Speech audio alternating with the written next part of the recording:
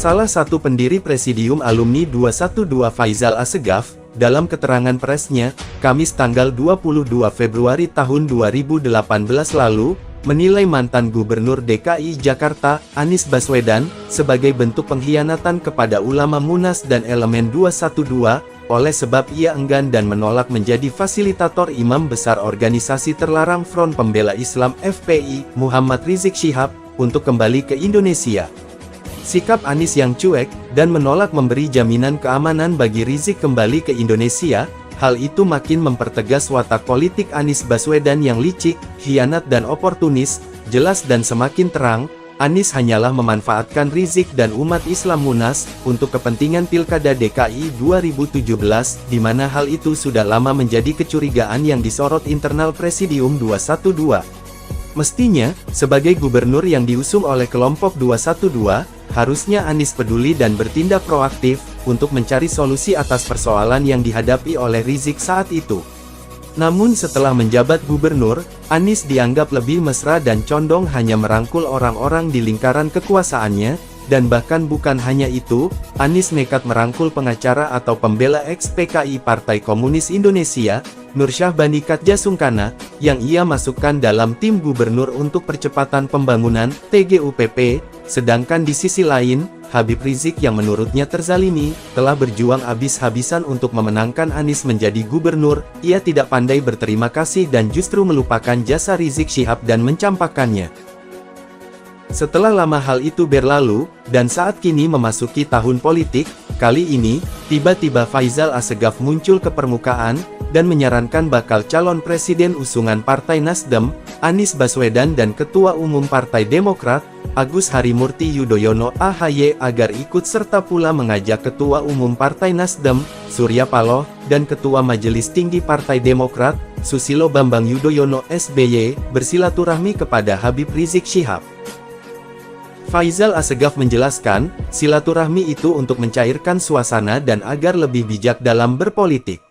Apalagi menurutnya, sudah lazim tokoh nasional mendatangi Habib Rizik, sebab, politik kebangsaan itu dapat diwujudkan dengan cara-cara jujur, merangkul semua pihak dan direkatkan, agar keindahan itu tetap selalu bersatu dalam perbedaan.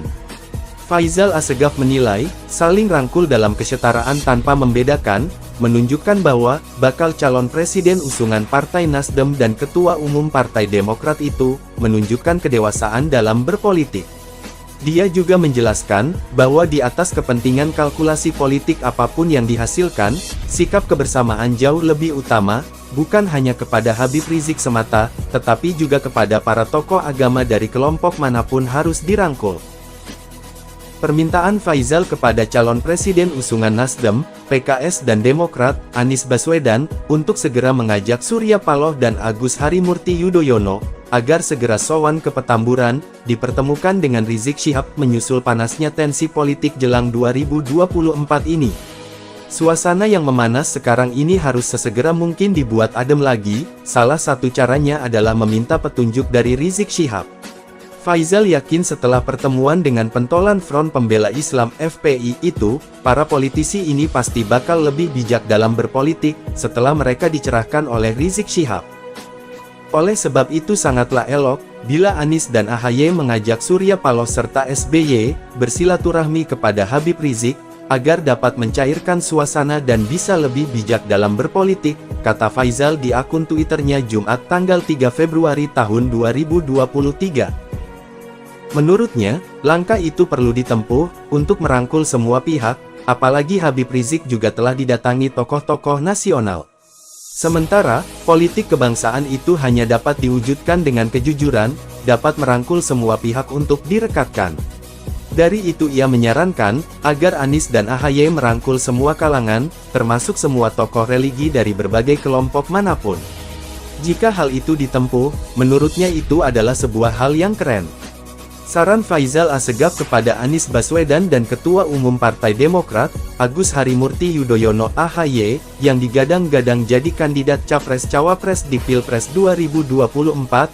dimaksudkan agar tensi politik yang kian memanas lebih cair, hendaknya kedua capres tersebut menyambangi Habib Rizik Syihab HRS sebagai ulama 212 dan pendiri Front Pembela Islam FPI, yang kini organisasi masyarakat tersebut telah dilarang pemerintah.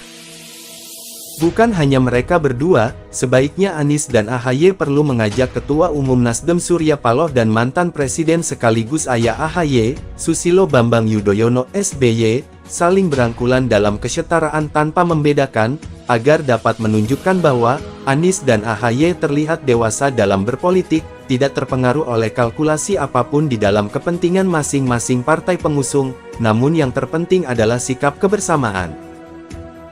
Yang kemudian menjadi pertanyaan besarnya, ada apa gerangan dengan Faisal Assegaf, yang tiba-tiba memunculkan isu lama persoalan ex-gubernur Jakarta itu dengan Habib Rizik Syihab?